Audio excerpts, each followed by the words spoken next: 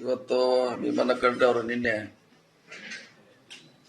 ನಿಧನರಾಗಿದ್ದಾರೆ. ರಾಜ್ಯ ಕಂಡ ಅತ್ಯಂತ ಹಳೆಯ ರಾಜಕಾರಣಿ, ಸಮಾಜ ಸೇವಕರು. ಬಹುಶಃ ಅಷ್ಟು ದೀರ್ಘಕಾಲದ ರಾಜಕಾರಣಿ ನಾವು ಬಹುಶಃ ನೋಡ್ಲಿಕ್ಕೆ ಆಗಿಲ್ಲ. ಅವ್ರ ಹೆಚ್ಚು ಕೊಡುಗೆ ಅವ್ರ ಸಮಾಜಕ್ಕೂ ಜೊತೆಗೆ ಕಾಂಗ್ರೆಸ್ ಕೂಡ ಬಹಳಷ್ಟು ಅವ್ರ ಕೊಡುಗೆ ಇದೆ. ಯಾವಾಗಲೂ ಕಾಂಗ್ರೆಸ್ ಪರವಾಗಿ ಗಟ್ಟಿಯಾಗಿ ನಿಂತಿರುವಂತ ಒಬ್ಬ ಗಟ್ಟಿ ವ್ಯಕ್ತಿ. ನಿನ್ನೆ ನಮ್ಮನ್ನ ಬಿಟ್ಟ ಅಗಲಿದ್ದಾರೆ.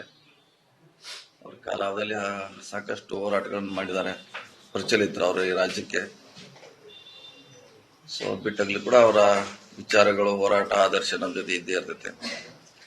ಅದನ್ನೇ ಅವರ ಪುತ್ರ ನಮ್ಮ ಮಂತ್ರಿಗಳು ಈಶ್ವರ್ ಖಂಡ್ರೆ ಮುಂದುವರಿಸ್ತಾರ. ಅವರು ಕೂಡ ಅದೇ ಹಾದಿಯಲ್ಲಿ ದಿಟ್ಟವಾಗಿ ಕೆಲಸ ಮಾಡ್ತಾರೆ. ಅವರು ಕೂಡ ಈಶ್ವರ್ ಖಂಡ್ರೆ ಅವರು ಅದೇ ಹಾದಿಯಲ್ಲಿ ಕೆಲಸ ಮಾಡ್ತಾರೆ. ಸಾಕಷ್ಟು ನಾವು ಹತ್ತಿರಿಂದ ಅವ್ರು ನೋಡಿದೀವಿ.